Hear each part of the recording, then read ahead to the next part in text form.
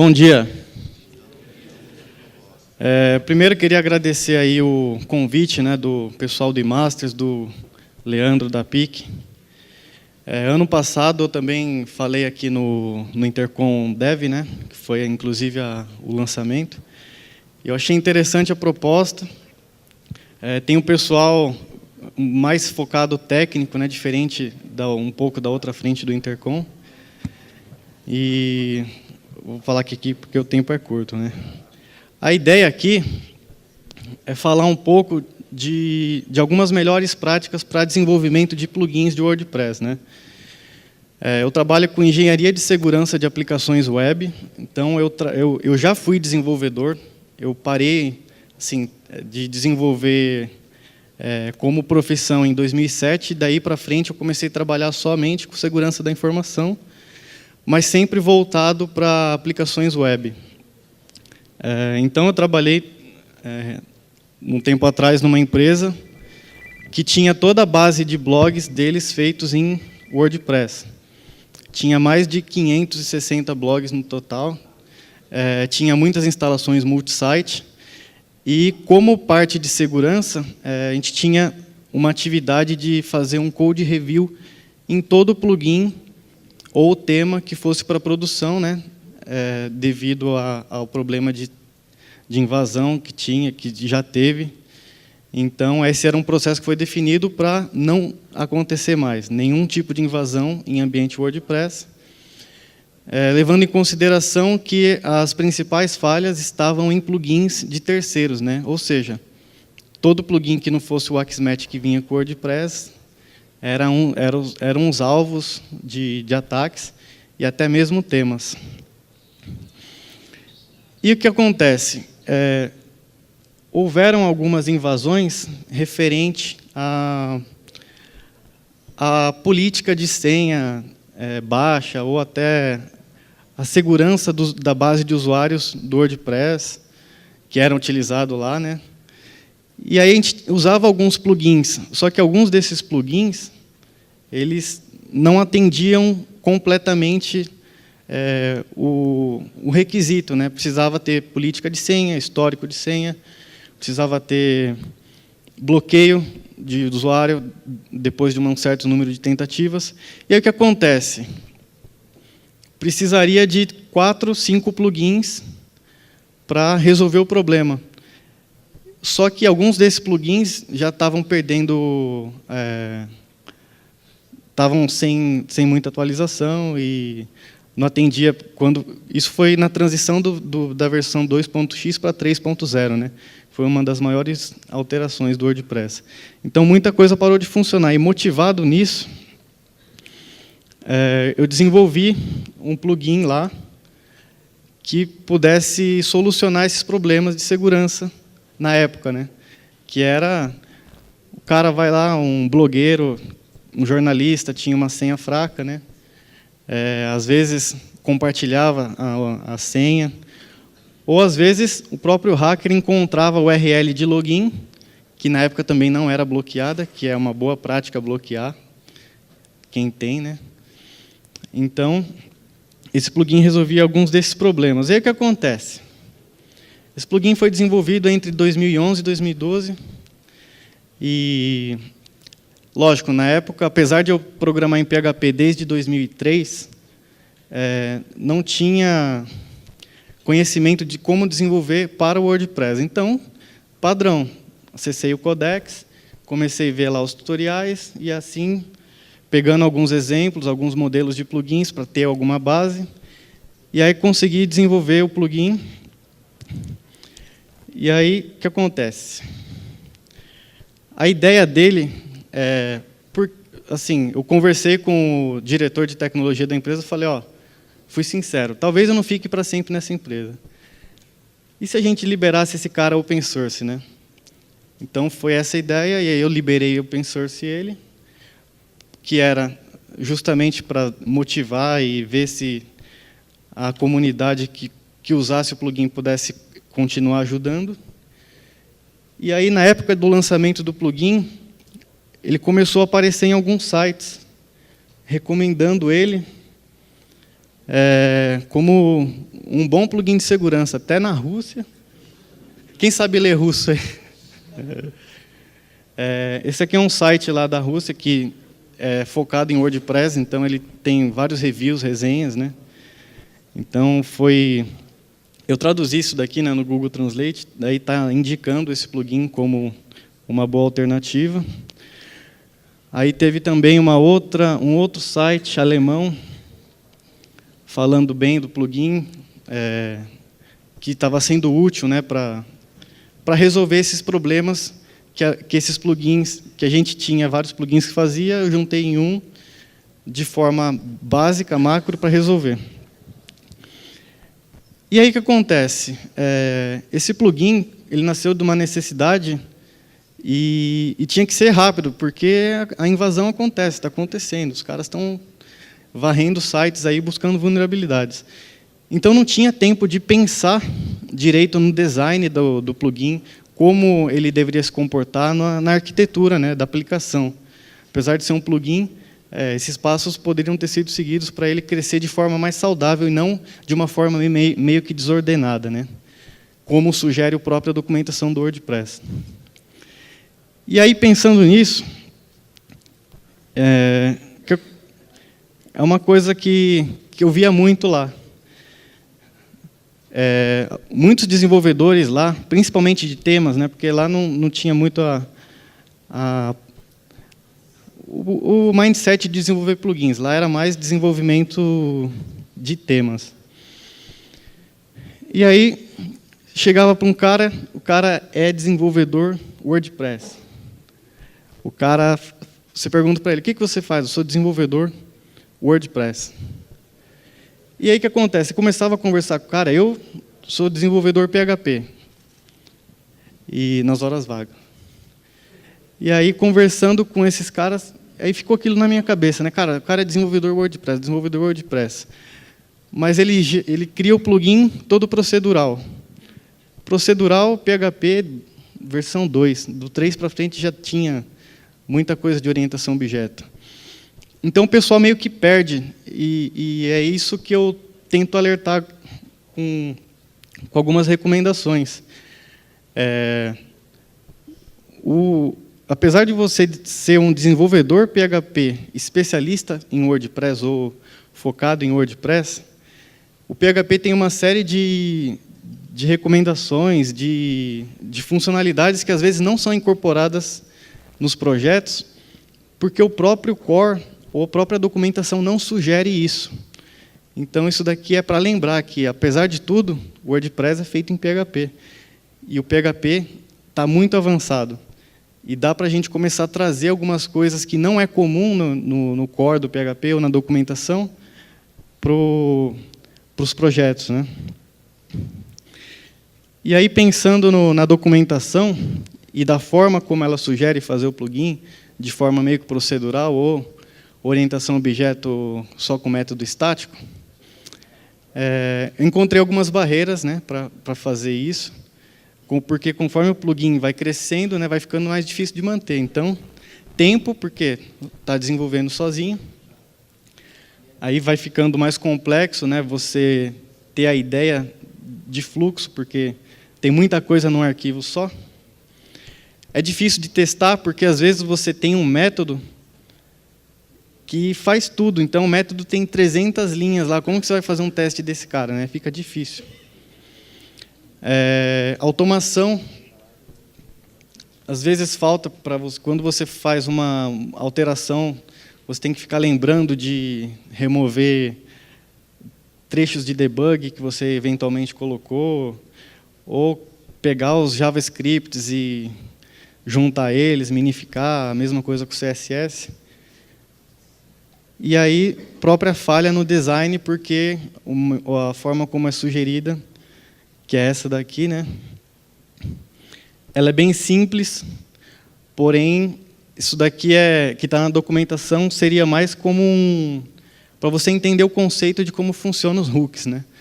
Mas o que acontece? Vocês mesmos devem perceber que muitos plugins seguem isso daqui à risca. Ou seja, o cara vai fazer um plugin novo, que faz lá um monte de coisas muito interessantes, só que você vai ver lá no plugin, é método, action, método, action, método, filter, e aí começa a ficar complicado de se manter.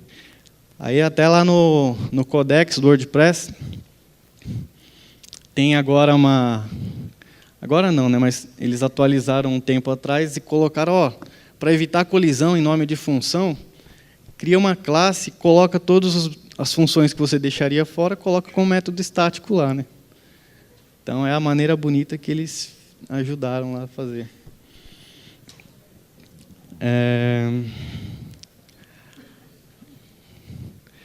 E aí, o que dá para perceber, né?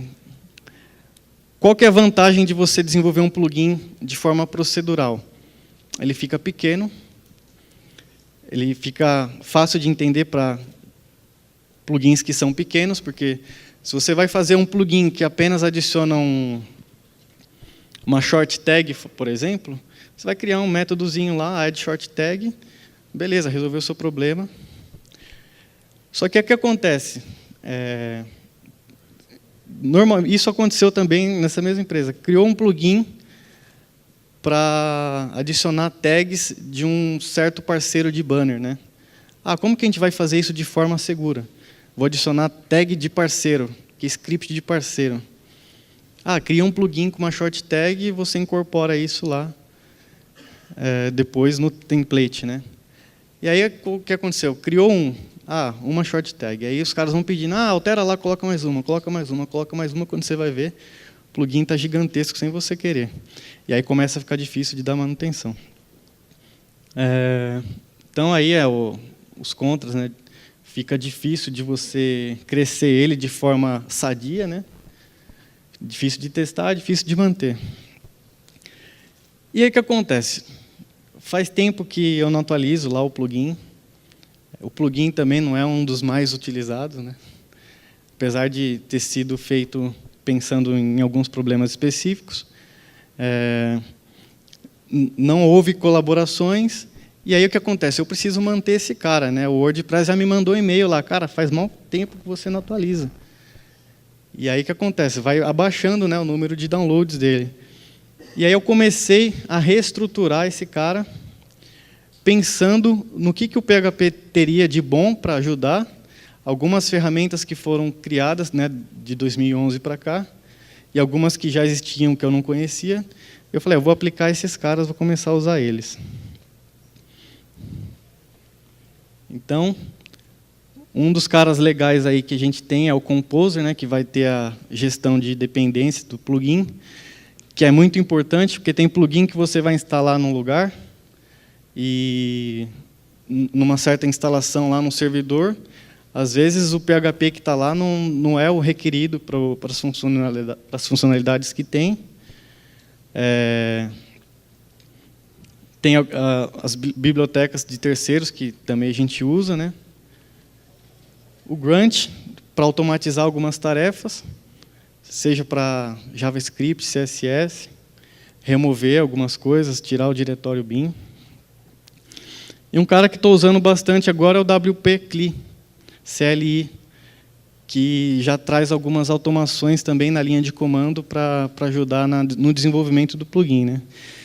E aí o que eu fiz? Para não mexer direto para não atualizar direto o plugin User Security Tools, eu falei, eu vou criar um plugin novo, conceito, para testar algumas dessas coisas, né?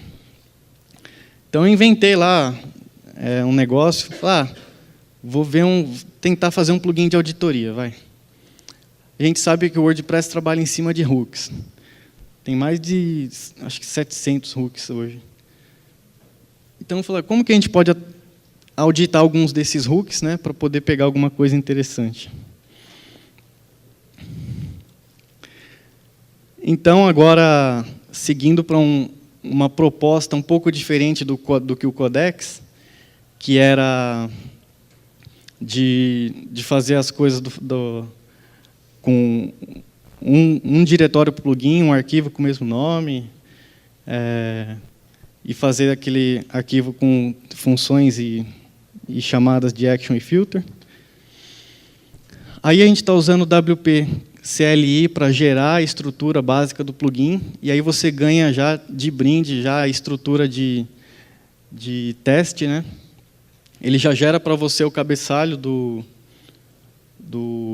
plugin.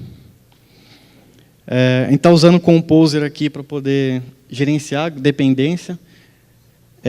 A ideia também de fazer esse plugin de teste de auditoria é que a documentação lá do Composer, né? O primeiro biblioteca que tem lá é o Monolog. Eu falei, deixa eu ver o que esse Monolog faz. Peguei e falei, dá para fazer um plugin de auditoria. E aí uma coisa super interessante também que o Composer já traz e que deveria ter em todo plugin. Tem muito plugin aí gigante que usa muito require para lá e para cá e fica um negócio meio esquisito. Ele já traz aí o autoloader na especificação da PSR4. Quem conhece PSR4? Quem desenvolve plugin, né, também. Então, não muito, né? Esse cara aqui, ele te ajuda muito na criação de plugins pensando em orientação a objeto. E aí, depois, dando um Composer install, ele instalando as dependências para a gente e gerando a estrutura inicial para começar a desenvolver o plugin. E aí, uma boa prática que a gente segue também no desenvolvimento de plugin, pensando também na segurança, é criar um arquivo de HT-Access para evitar que crawlers e scanners de segurança fiquem navegando nos seus arquivos de plugin. Às vezes você tem lá uma série de arquivos que tenham classes, arquivo com função, e se você esquecer de fazer algum tipo de validação, e algum usuário chamar esse script PHP direto na URL do browser, vai emitir um erro lá, um warning, dizendo que aquela função não existe. Por quê? Ele está chamando diretamente pelo browser, né? Não é o core que está chamando o script. Então, ele vai gerar um erro. Então, isso daqui é para evitar esse tipo de coisa, que, inclusive, caracteriza a vulnerabilidade de Full Path Disclosure, né? Quando você tem um erro numa aplicação, e o que acontece? A linguagem de programação ela vai emitir um erro, um warning, dizendo assim, existe um erro nesse arquivo, nessa linha. E a informação que ele passa é da estrutura de diretórios do seu servidor. Então, é uma vulnerabilidade que tem muito aí por aí, né? E aí o que acontece? Fica dessa forma a estrutura, utilizando o WP-CLI, utilizando o Composer. E aí é sugerido pelo próprio PHP The Right Way, né? Que é também um projeto visando passar para o mundo de programadores que estão se iniciando em PHP da forma correta. Então, a gente tem um diretório ali, src de source. Então, todas as classes do projeto vão ficar nela. As classes e bibliotecas de terceiro vão ficar dentro de vendor. Aí tem o diretório de teste, que foi feito pelo WP-CLI. Uma pasta de arquivo binário que vai ter algumas ferramentinhas para a gente utilizar no desenvolvimento.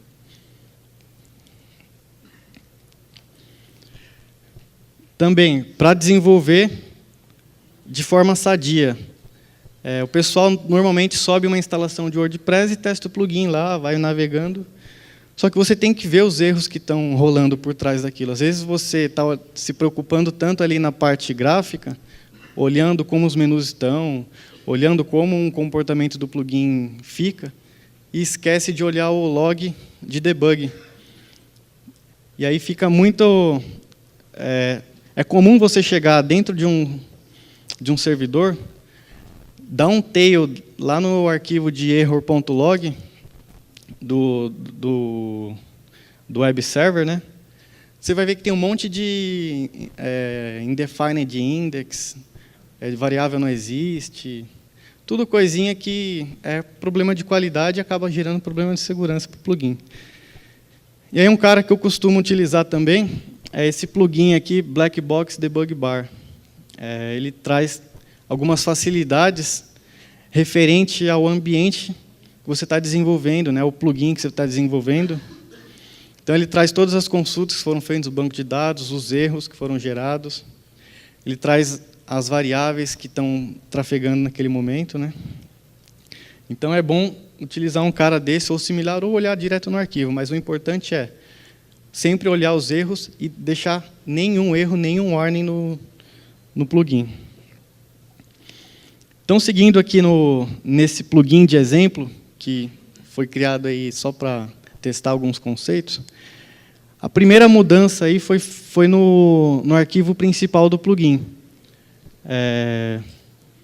Primeiro, a gente coloquei ali uma validação, que é aquele se a função existe addAction, quer dizer que o plugin passou pelo core, então ele pode seguir o fluxo dele, né? Pode seguir a execução. Se a função não existe, quer dizer o quê? Que o plugin não foi carregado pelo WordPress, é alguém tentando acessar esse plugin diretamente, esse script diretamente pelo navegador. Então, esse tipo de validação é obrigatório ter em todo arquivo. Nenhum arquivo que você chama direto pelo navegador pode gerar erro, né? Então, essa é uma forma de mitigar esse problema. E aí, o único require que tem na aplicação é esse, que é para poder carregar o autoloader do Composer, que é o formato do PSR4. E aí também uma boa prática é você instanciar, digamos assim, o seu plugin numa variável global, porque existem pessoas, existem lugares que o cara às vezes copia um plugin, muda o nome do diretório, só que o nome das funções e classes continuam, né? Então, acaba dando erro de colisão, essas coisas.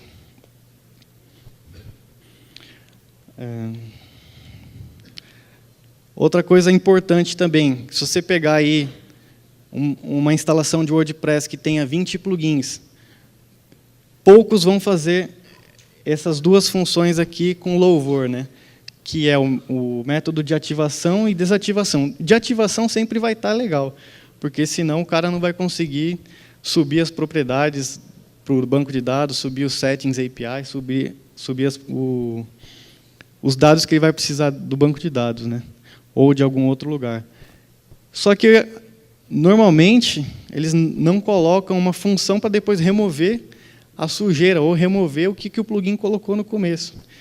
Então, você pega uma instalação de WordPress que vem lá desde a versão 2 ponto alguma coisa, e que até hoje ela se mantém, como era o caso que a gente tinha, você vê tabelas, você vê propriedades, options que não fazem mais sentido, que nem existe. O cara altera também o plugin, altera uma tabela e aí deixa campo sem utilizar. Então, isso daqui é importante colocar sempre que estiver utilizando alguma coisa no banco de dados, algum options, testar isso daqui e fazer valer. Aí, seguindo aqui no exemplo do plugin de auditoria, só para alinhar todo mundo, colocar na mesma página, né? Existe na área de segurança uma melhor prática para você fazer logs, né? Que o pessoal aí normalmente faz log e coloca assim, usuário deletado, ou aplicação deu erro XPTO 56. Isso aí não informa nada. Você vai olhar o arquivo de log e você fica com mais raiva do que se não tivesse olhado. Então, isso daqui, até para quem trabalha com log, que tem log, seguir essa melhor prática, que é a dos 5 Ws, né? Então, os 5 Ws são as perguntas, né? O porquê, quem, quando, onde e o quê. Então, você tendo essas 5 informações, você tem o contexto necessário em uma linha para entender o que está acontecendo numa trilha de auditoria, por exemplo. Eventualmente, o motivo você não vai ter, por exemplo, que a gente vai ver depois no exemplo. Mas quanto mais dessas perguntas você responder e colocar em uma linha de log, fica mais informativo. Então, aqui foi feita uma interface auditable para poder auditar qualquer ação dentro do WordPress. Então, a ideia é que eu tenha uma ação, um add option, um login fail, um post publish, alguma coisa assim, você tenha como auditar seguindo essa interface. Aí criei uma classe abstrata aqui de exemplo. Ele recebe aí no construtor o logger, né, do monolog. E tem um método genérico que faz a trilha de auditoria, lógico. Na linha do log, vai mostrar ali quem fez, quando, onde, por quê e como. Ou por aí. E aí, por exemplo, foi feito aqui um teste fazendo uma auditoria no login. Quero saber quem está se logando, se está sendo com sucesso ou se está sendo com falha. Isso aqui é para testar o próprio conceito, né, da classe abstrata e da interface. Então, ali só foi utilizado os métodos que eu teria informação, né, que seria o que está acontecendo, né, o login foi com sucesso ou o login foi com falha. E quem, que é um parâmetro que o action do login manda, né? Então, a resposta das 5 perguntas vai estar referente ao que aquele action ou aquele filter te manda, né?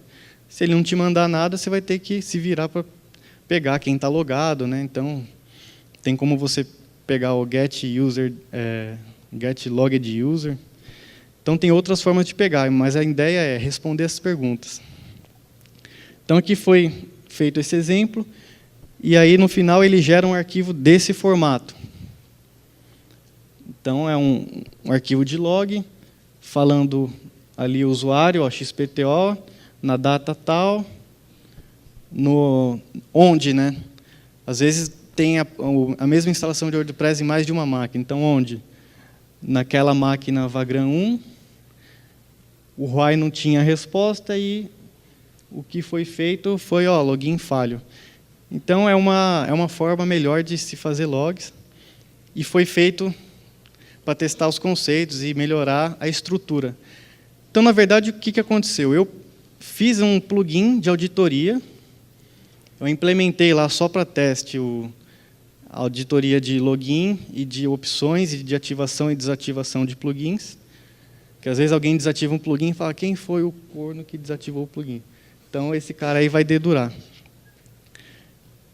Nem sei se vou liberar ainda, porque foi feito meio que só para testar mesmo, né?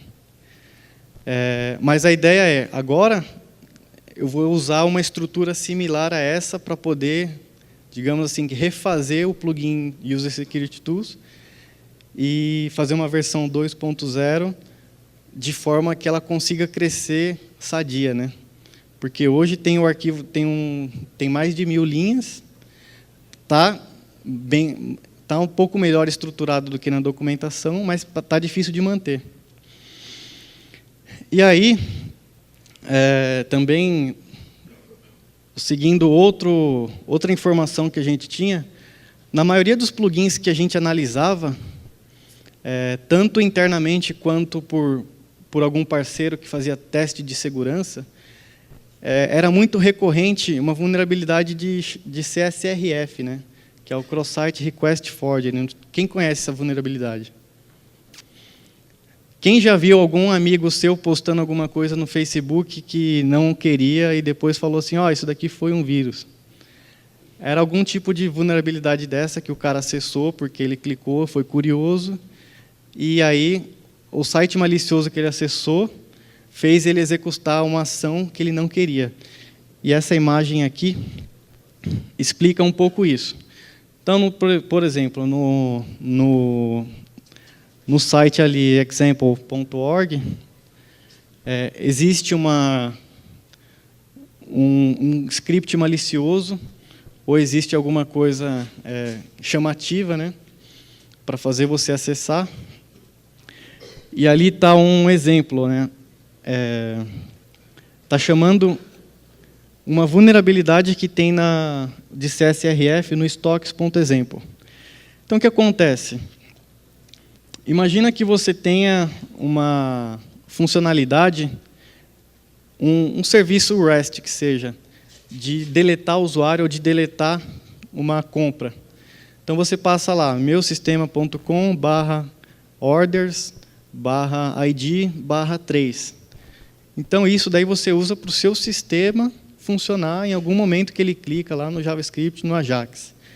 Só que você não colocou uma validação de CSRF nesse cara. Então, o que isso quer dizer? Se eu tenho um usuário real na minha aplicação que tem acesso à funcionalidade de deletar orders, e esse cara acessa um site malicioso que tem conhecimento dessa vulnerabilidade, ele consegue fazer uma solicitação falsa para esse recurso se passando por você, porque você está logado no sistema. Então, na verdade, o cara, a vítima, vai ser a culpada, porque no log vai estar assim, cara, você deletou uma compra lá.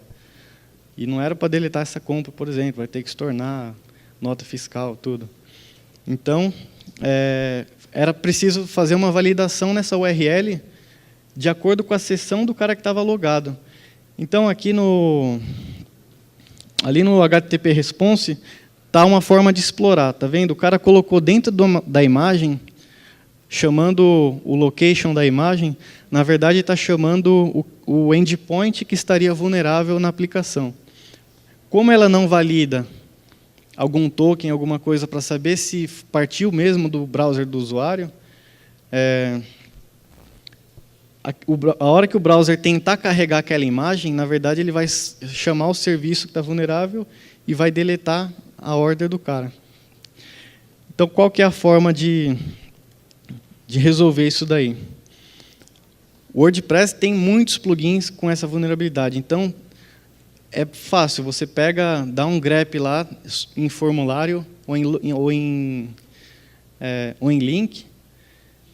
Você vai ver que ele não passa um nonce, né? Então, nonce seria um token que é específico para o usuário que está logado, que só o browser dele sabe, que quando ele clicar ou ele usar o formulário, a aplicação vai validar quando ela receber aquele dado, para saber se esse token foi mesmo do usuário Fernando, José.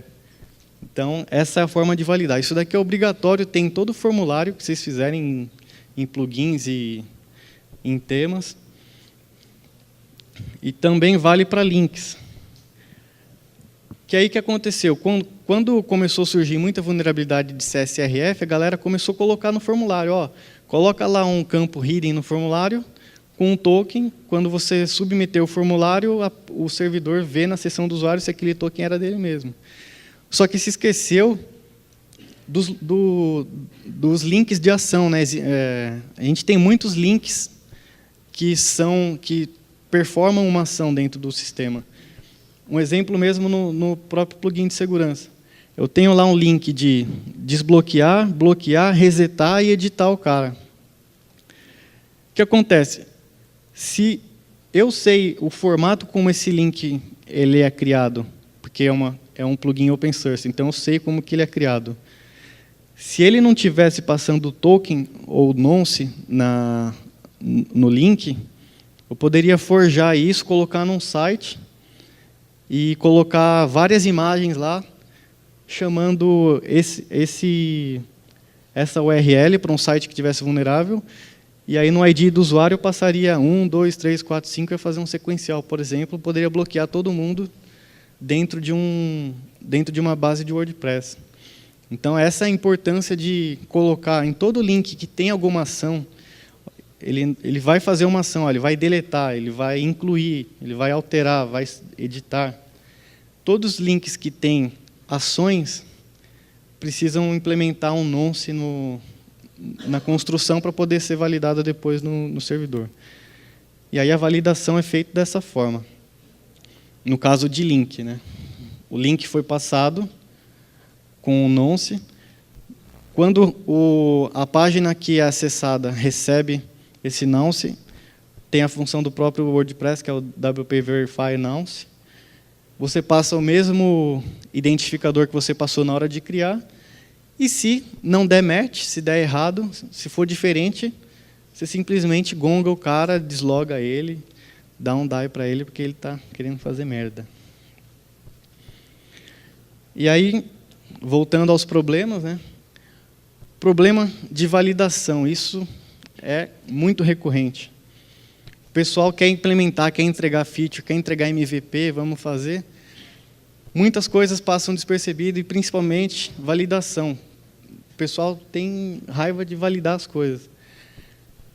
Então, isso daqui é uma coisa que eu faço para todos os métodos, tudo que eu desenvolvo, eu sigo esse procedimento, que é o conceito básico de engenharia da computação, que é entrada, processamento e saída. Se você seguir e tiver em todo método que você desenvolve essas 3 fases, e fazer com todos os dados que você recebe, dificilmente você vai ter algum problema, até de qualidade e de segurança, né? E aí eu queria só pedir uma observação, o seguinte: eu criei aqui 2 formas, né? A forma que seria correta de validar, ali eu tenho 3 dados, né? O nome, idade e nome, né? Na verdade era nome, idade e e-mail. Então, imagina que o terceiro ali é e-mail. E aqui eu tenho a forma como o pessoal faz. Você fala, principalmente a gente de segurança, pede para o desenvolvedor, cara, tem uma vulnerabilidade lá no seu plugin, você não está validando direito lá o e-mail do cara, então pode ter cross-site scripting, faz de conta, que é o cara colocar um JavaScript lá no meio, para depois executar no browser do cara. Aí o cara vai e me enfia lá um HTML ent, strip tags e SQTTR. Fala, não, esse daqui não vai ter mais também, né? Só que está validando e-mail? Não está validando e-mail. O cara está validando a vulnerabilidade. Então, esse é um erro comum. A validação do dado, você não deve validar o dado para uma específica vulnerabilidade. Você não vai validar um dado para não ter cross-site script, para não ter SQL injection. Você vai validar o dado pelo que ele representa. Então, isso que está sendo feito aqui. Então, tem uma regex, nome. Lógico, talvez não compreenda todos, mas aí ali tem uma regex que só pode colocar letra, maiúsculo, minúsculo, número e espaço. Beleza, tem um apóstrofo, então coloca ali. Essa é a validação mais comum de e-mail, né? Ou então o cara só valida se tem um arroba, né? Ele faz lá um str, vê se tem o caractere arroba, então é validado o e-mail. E não é. Dá para você ir muito mais além na validação de e-mail. Dá para você validar se aquele domínio existe. Você pode chamar uma consulta de DNS e ver, esse e-mail existe. Isso é muito importante em e-commerce, porque tem muita fraude que vem de usuário que é cadastrado só para fazer merda.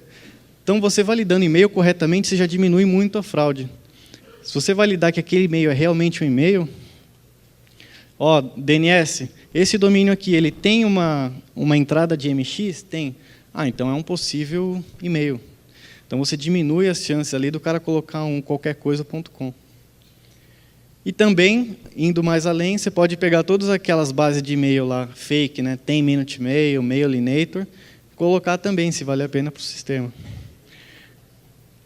Então, essa forma aqui é a forma preguiçosa de validar, né? O cara, vou colocar a validação lá de tirar as tags, tirar a entidade HTML, fazer um filtro do próprio WordPress.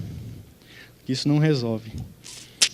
E para consultas em banco de dados, pensando que o WordPress é PHP, a melhor maneira seria utilizando o ORM, né?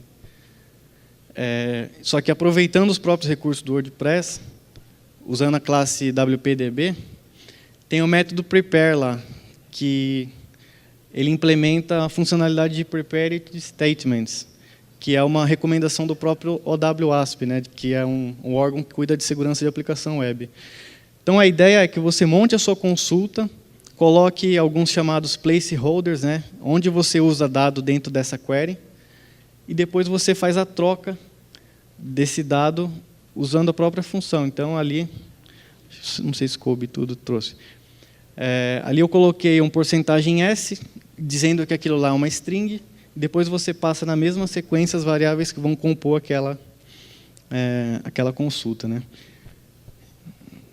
E, por fim, né, foi feita toda a estrutura do plugin, utilizando ali algumas ferramentas do próprio PHP, ferramenta do WordPress. Esse daqui era um desafio, na verdade é um desafio para mim E eu estou colocando isso na versão nova do plugin. Teste em tudo. Como agora está usando mais a parte de orientação a objeto, estou segregando mais as funções para elas ficarem menores e mais testáveis. Então, agora está sendo possível fazer testes no plugin. Então, a ideia é que a qualidade dele melhore bastante também. E aí, voltando, relembrando da estrutura proposta pelo WordPress, que é um arquivo. Na verdade, não é que é proposta, mas é como é ensinado e como a maioria das pessoas seguem, não que isso seja uma regra. Mas a forma que é mostrada no Codex era aquela forma procedural de função, chama action, chama o filter. E essa estrutura proposta de usar as classes para gerenciar, uma coisa importante que eu não citei aqui, que ia demorar, mas é o uso de framework. Também ajuda muito já a resolver muitos problemas de segurança e de qualidade.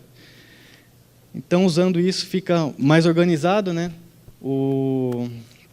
A ideia é usar as melhores coisas que o PHP tem, manutenção fica melhor, fica fácil de testar quando você faz componentes no plugin, diminui, cria mais classes.